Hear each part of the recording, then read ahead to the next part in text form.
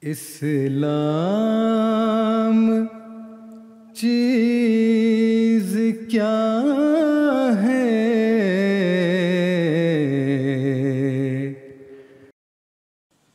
Assalamualaikum warahmatullahi wabarakatuh. Sudah cocok belum salam saya para Maulana ini? Cocok ya? Saya ulangi lagi, Assalamualaikum warahmatullahi wabarakatuh. Maulana Mi'rajuddin, para Maulana yang hadir di Parung dan juga di kota-kota lain, para ansor, benar ya Ibu Bapak ya, para lajnah yang juga mengadakan di tempat yang berbeda, khudam, campur ya, banat dan abna, ada yang di bawah? Ada yang di bawah ya.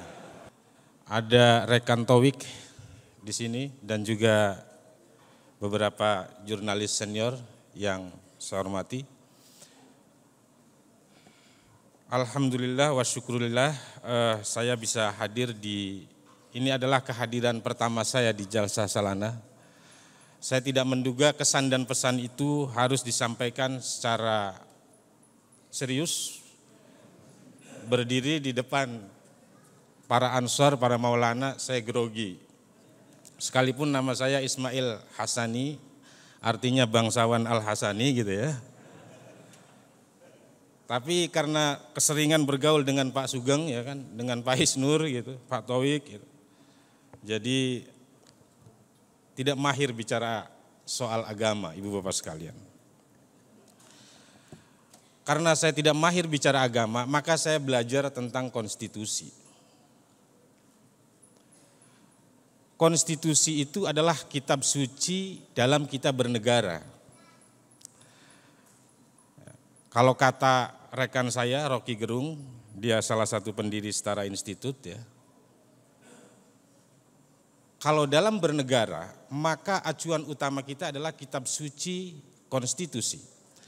Tapi ketika kita berinteraksi dengan Tuhan yang Maha Esa, Tuhan yang kosmik, zat yang tidak bisa dibayangkan, maka kitab kita adalah masing-masing. Karena itu sering disebut urusan agama adalah urusan vertikal, urusan individual, atau kalau dalam bahasa Nurholis Majid adalah urusan yang sakral, yang semua orang, siapa saja, termasuk negara, tidak boleh mencampuri urusan kita. Tidak boleh mencampuri urusan kita. Saya kalau di lingkungan LSM mungkin dianggap paling soleh, bapak-bapak. Tapi kalau di lingkungan kampus, saya dianggap paling liberal. Kebetulan saya mengajar di kampus Universitas Islam Negeri Syarif Hidayatullah Jakarta, dianggap paling liberal. Karena pandangan saya dan juga pandangan banyak teman-teman, tamu-tamu kita yang hadir, lebih kurang sama. Bahwa berinteraksi sosial, berelasi dengan sesama, atau dalam menjalani kehidupan berbangsa dan bernegara, maka kitab suci kita adalah konstitusi. Dan konstitusi menjamin. Jadi saya sering katakan di banyak tempat, bahwa konstitusi kita itu adalah konstitusi sekuler. Apa yang disebut dengan konstitusi sekuler? Memberikan kebebasan kepada warga negara. Baik dia mau beragama silakan, tidak beragama silakan. Karena itu bahasa konstitusi adalah hak untuk beragama, bukan kewajiban untuk beragama. Jadi itu adalah hak. Tugas negara itu cuma satu di dalam konteks kebebasan sipil atau kebebasan individual ini, yakni tidak mengganggu keyakinan kita, tidak mengganggu aktivitas kita, tidak mengganggu dakwah kita. Itulah tugas negara. Apa tugas negara membangun masjid? Tidak. Tugas negara meningkatkan kesalehan warga negara? Tidak. Tugas negara itu adalah memajukan kesejahteraan umum, melindungi segenap bangsa Indonesia dan berpartisipasi dalam perdamaian dunia jika mampu, ya, jika mampu gitu kan. Kalau tidak mampu ya jangan paksakan, kira-kira kan begitu. Itu jika mampu. Jadi itu tugas negara. Jadi tugasnya melindungi, bukan memindahkan, bukan memaksakan, dan seterusnya, dan seterusnya. Jadi Ibu dan Bapak sekalian, di Jalsa Salana ini saya ingin mengingatkan baik untuk diri saya sendiri maupun untuk kita semua yang hadir di sini dan juga di beberapa wilayah. Kita perlu meyakini bahwa beragama, berkeyakinan adalah kebebasan sipil yang tidak boleh diganggu oleh siapapun. Saya percaya kita semua yang beragama khususnya akan mampu mempertahankan keyakinan itu, karena keyakinan beragama itu melampaui batas-batas keyakinan kita yang lain, kolektivitas kita yang lain, dan seterusnya dan seterusnya. Karena itu dia menjadi posisi yang sakral, dia tidak boleh diganggu karena itu hanyalah urusan saya dengan Tuhan. Ibu dan Bapak sekalian yang saya hormati, saya muliakan, sidang jalsah rahimakumullah. Benar Pak ya?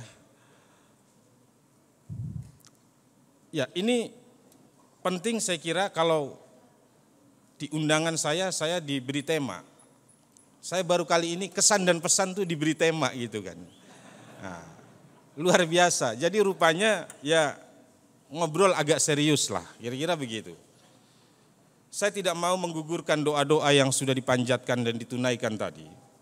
Tapi saya ingin sampaikan gagasan, atau bukan gagasan tepatnya, penguatan kerja-kerja inklusi Ahmadiyah Indonesia harus terus meningkat.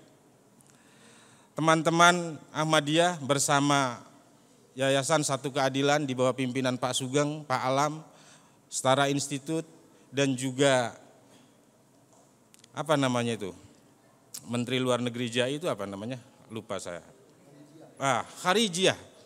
Kharijiyah dan bidang hukum PBJAI bersama-sama mendokumentasikan. Jadi kalau tadi Pak Isnur menyampaikan agar kerja-kerja inklusi Ahmadiyah di banyak tempat didokumentasikan, PBJAI sesungguhnya sudah melakukan itu. Sudah melakukan itu. Di tahun yang lalu PBJAI menerbitkan buku yang disebut dengan Inklusi Jemaat Ahmadiyah dalam Keindonesiaan. Ini adalah dokumentasi fakta peran sosial kenegaraan Ahmadiyah dalam konteks Republik Indonesia, juga berisi doa dan harapan, kami katakan waktu itu. Karena ada sebagian harapan yang belum kita capai. Inti dari inklusi menurut saya adalah bagaimana kita membangun relasi yang imbang. Jadi inklusi sosial itu mensyaratkan inklusi yang sehat. Salah satunya hari ini ya kan. Saya niatnya mau pakai sarung gitu ya, tapi pakai celana lapangan tetap dibolehkan masuk ke ruangan ini gitu ya. Tetap diberikan ruang masuk sini. Nah, itu salah satu contoh inklusi. Ketika Pak Amir Abdul Basit,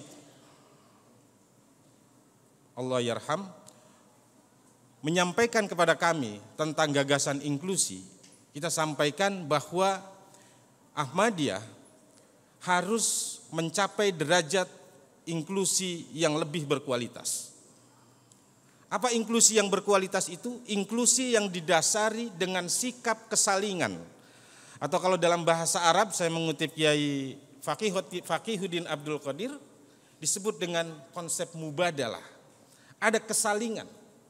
Jadi para maulana, para ansor, lajnah dan lain sebagainya, ketika berinteraksi itu harus didasari oleh prinsip kesalingan. Bukan prinsip ketidaksalingan.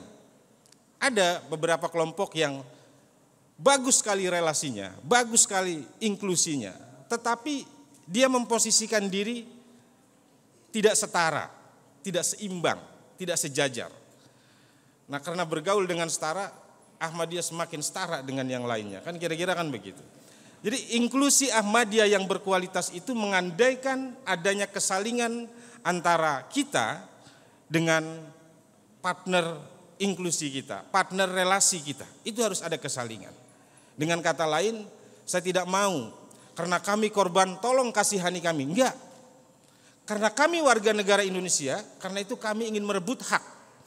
Kalau tadi Pak Isnur ingatkan bahwa perjuangan itu penting, saya juga ingin mengingatkan. Tidak ada sejarah hak asasi manusia itu diberikan oleh negara. Sekalipun secara ideal konsep bernegara itu ada, tapi dalam praktik nafsu syahwat kuasa lebih sering mendominasi dan menggerakkan roda kekuasaan itu bekerja. Karena itu selain dengan inklusi yang berkualitas tadi, salah satu indikator dari inklusi yang berkualitas, kita berinteraksi, berelasi baik dengan warga negara maupun dengan negara dalam posisi sebagai warga negara yang setara, yang mempunyai hak yang sama dengan yang lainnya. Kalau kita memelihara inklusi yang tidak equal, inklusi yang tidak setara, maka mohon maaf Ibu Bapak sekalian, ya kita akan dalam posisi terus-menerus dianggap sebagai korban, dianggap sebagai yang menderita, dan seterusnya dan seterusnya. Sekalipun ada pendapat lain bahwa dengan cara mempertahankan penderitaan inilah iman kita semakin kuat. Tapi saya kira tidak. Dengan kebahagiaan mungkin iman kita jauh akan lebih kuat. Dan godaan juga biasanya akan semakin kuat. Itu kalau kita bahagia. Karena itu jangan terlalu sering-sering bahagia. Sesekali saja gitu kan. Ibu dan Bapak sekalian yang saya hormati, saya kira sudah 10 menit ya Mas ya? Kurang? Nanti honornya nambah Pak. Enggak, bercanda Pak. Ya, saya kira sedikit lagi saya ingin menyampaikan bahwa kenangan terakhir kami dengan Pak Amir adalah merangkai jejak inklusi Ahmadiyah dari tahun 2005 sampai 2022. Dan jejak ini penting sebagai, kami tidak menyebutnya sebagai kitab penderitaan, tapi sebagai kitab perjuangan. Karena di situ terekam berbagai macam cerita tentang dinamika, tentang kerja sosial, tentang kerja-kerja yang tidak ada hubungannya dengan urusan agama dan keyakinan misalnya, seperti dilakukan oleh Humanity First pimpinan Pak Kandali misalnya, ya kan? Itu adalah jejak-jejak yang kita catat, kita rekam dan kita umumkan, ya, kita umumkan ke seluruh dunia Ibu Bapak sekalian. Kenapa kami bilang ke seluruh dunia?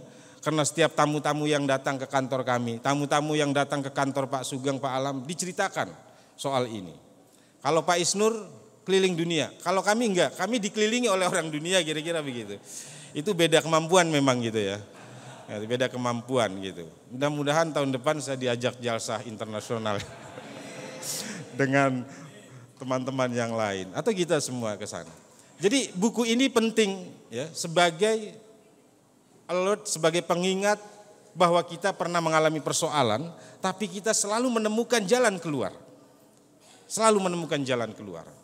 Dan kami sampaikan ke Pak Amir, sekalipun perkenalan kami dengan Pak Amir pendek, tapi sejak Setara Institut berdiri di tahun 2005, kerja pertama kami adalah mengadvokasi Ahmadiyah. Pak Pontoh, tadi saya sudah 15 tahun atau 10 tahun mungkin gak ketemu beliau. Di awal-awal, ya Pak Pontoh, ini adalah sahabat kami ketika kami pertama kali Setara Institut mulai bekerja di 2025, karena Setara itu adalah bukan reinkarnasi ya, bukan juga pecahan, tapi didirikan oleh alumni-alumni PBHI, Perhimpunan Bantuan Hukum dan HAM Indonesia. Setelah itu membuat Setara, dan Pak Pontoh terus-menerus bekerja bersama kami mempublikasikan agar dunia tahu, agar negara tahu, agar negara sadar bahwa ada persoalan tentang jaminan kebebasan beragama berkeyakinan di Indonesia. Ada juga siapa dulu juru bicaranya Pak Pontoh ya, Pak Mubarik gitu ya, Pak Mubarik, itulah teman-teman awal kami. Tetapi kami belum mendapat hidayah untuk bisa dipertemukan dengan Pak Amir gitu kan, sekalipun jaraknya dekat gitu kan. Tapi alhamdulillah pada akhirnya 5 tahun terakhir ini kami berinteraksi dengan beliau, dan banyak sekali teladan yang bisa kita petik, baik keteladanan personal sebagai seorang manusia biasa maupun juga keteladanan kepemimpinan beliau di dalam memimpin Jemaat Ahmadiyah. Saya kira sebelum saya dikasih kode-kode untuk berhenti, saya akan akhiri di sini. Saya senang dengan tema Jalsah Salana ini karena tidak membincang penderitaan personal, tidak membincang persoalan kelompoknya, tetapi membincang persoalan Republik. Dan ke depan saya juga sama harapannya dengan Kang Isnur, Pak Sugeng, Pak Alam, Pak Towik dan lain sebagainya. Ke depan Ahmadiyah harus juga memainkan peran-peran kemanusiaan, peran-peran politik barangkali, atau peran-peran utamanya adalah kemanusiaan. Saya kira itu para maulana, para lajnah, para ansor, bana abnat, banat dan abna khudam. Mohon maaf kalau ada kesalahan, kekeliruan kata. Wal afu minkum, wassalamualaikum warahmatullahi wabarakatuh.